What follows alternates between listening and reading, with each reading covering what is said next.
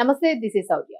తాజాగా జరిగిన ఒక బహిరంగ సమావేశంలోని బీజేపీకి సంబంధించి తెలంగాణ రాష్ట్రంలో జరిగిన సమావేశంలో మోదీ కొన్ని కీలకమైన వ్యాఖ్యలు, అలాగే అవి స్టేట్మెంట్స్ అనుకోవచ్చు, వార్నింగ్ అనుకోవచ్చు, ముందు ముందుకు జరగబోయే ఇదే అనే హెచ్చరికైనా కావచ్చు.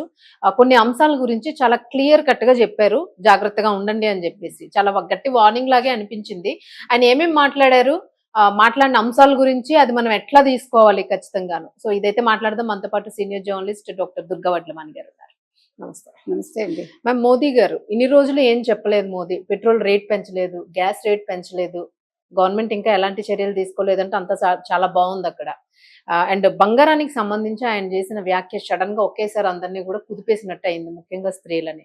బంగారం అసలు 1 year పాటు కొనకండి అని అన్నారని. సో ఇంకా కొన్ని అంశాలు చెప్పారు, దాని గురించి మీరేమంటారు? అసలు పెట్రోల్, డీజిల్, బంగారం, ఆయిల్ అంటే మీరు అన్నట్టుగా నిన్న అసలు ఆయన తెలంగాణకి ఎందుకు వచ్చారని ఒక సందేహం అందరికీ వచ్చింది. అంటే మనకు అర్థం కాల, అంటే రేవంత్ రెడ్డిని ఇన్వైట్ చేయడానికి వచ్చారా పార్టీలోకి?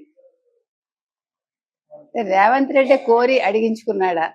ఎందుకంటే మీరు గుజరాత్ కి ఎంత నిధులు ఇచ్చారో, మన్మోహన్ టైంలో గుజరాత్ ని డెవలప్ చేశారు, మన్మోహన్ సింగ్ చాలా నిధులు అది ఇచ్చారు అని అన్నారు కదా. సరే, నేను ఇప్పుడు నువ్వు రాజకీయాలు మాట్లాడినన్నావు, సరే నేను రాజకీయాలు మాట్లాడను, వేరే విషయాలు మాట్లాడుకుందాం అంటే అందరు నవ్వుకున్నారు.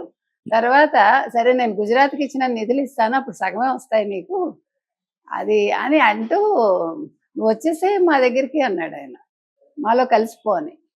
ఇక్కడ 2 అంశాలు. ఒకటి, రేవంత్ రెడ్డికి ఎరవేస్తున్నాడా? ఎందుకు ఎరవేస్తున్నారు? మీరు మోదీని కనుక గమనిస్తే, మోదీ ఈ మధ్యన ప్రతి రాష్ట్రం మీద, ముఖ్యంగా కాంగ్రెస్ పాలిత ప్రాంతాల మీద దృష్టి పెడుతున్నారు. ఎగ్జాక్ట్లీ. ఇప్పుడు ఫ్యూచరు నాకు తెలిసి 2028 ఎన్నికల్లో తెలంగాణలో కూటమా కాంగ్రెస్ వచ్చేది కష్టం. నా ఉద్దేశం బీఆర్ఎస్ వస్తుంది.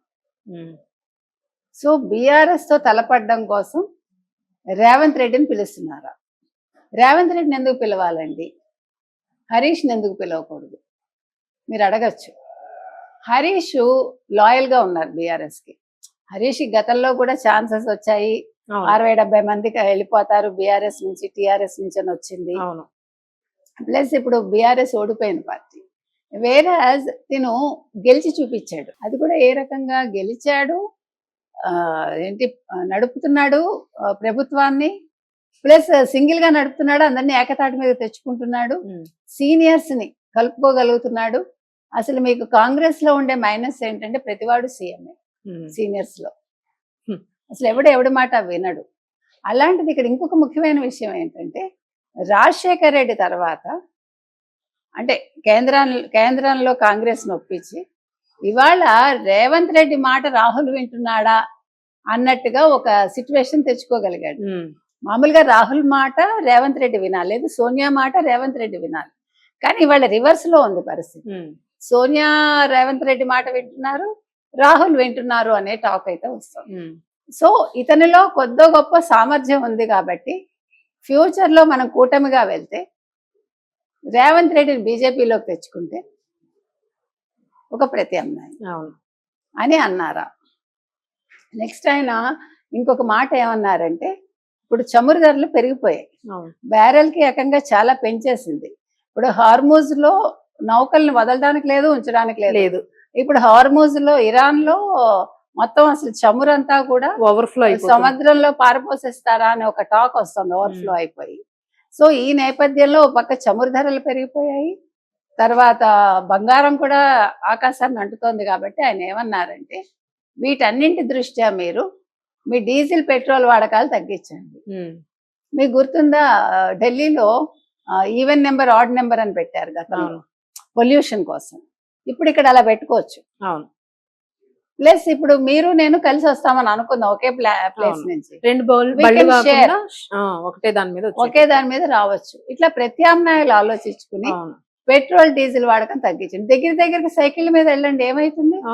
నమోషి ఏముంది? బ్యాటరీ సైకిల్స్ 10,000 మంచి సైకిల్, మామూలు సైకిల్ కూడా తొక్కితే మీకు ఎలాగా మీరు అరిగించుకోవటానికి మీరేమో వాళ్ళకి పోస్తున్నారు కదా, ఎవరికి దాన్ని ఏమంటారు, జిమ్ములకి. ఆ జిమ్ములకి పోసేదేదో మీ సైకిల్ కి పోసి సైకిల్ తొక్కండి, కాళ్ళకి బలం, మీకు పొట్ట తగ్గుతుంది, ఒళ్ళు తగ్గుతుంది, అన్ని మంచివి. సైకిల్ ఎప్పుడు మంచిదే కాబట్టి అది చేయొచ్చు. అవును. బంగారం ఎందుకు కొనొద్దన్నారండి? బంగారం ఏమైందంటే రేట్లు పెరిగిపోయాయి. సో మనం ఎప్పుడైతే మీకు ఆర్థిక సూత్రాలు తెలుసు, అవును. మన ఎకనామిక్స్ చదువుకుంటే మనకి ఇదేమంటారు, డిమాండ్ బట్టి సప్లై, సప్లైని బట్టి డిమాండ్.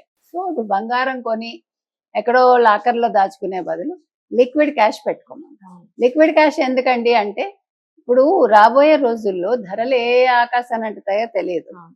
ఎక్కడ ఏం జరుగుతుందో తెలియదు, యుద్ధ వాతావరణం ఉంది, ఏం జరుగుతుందో తెలియదు. కాబట్టి మనం ఏం చేయాలంటే ముందు డబ్బు లిక్విడ్ క్యాష్ దగ్గర పెట్టుకోవాలి.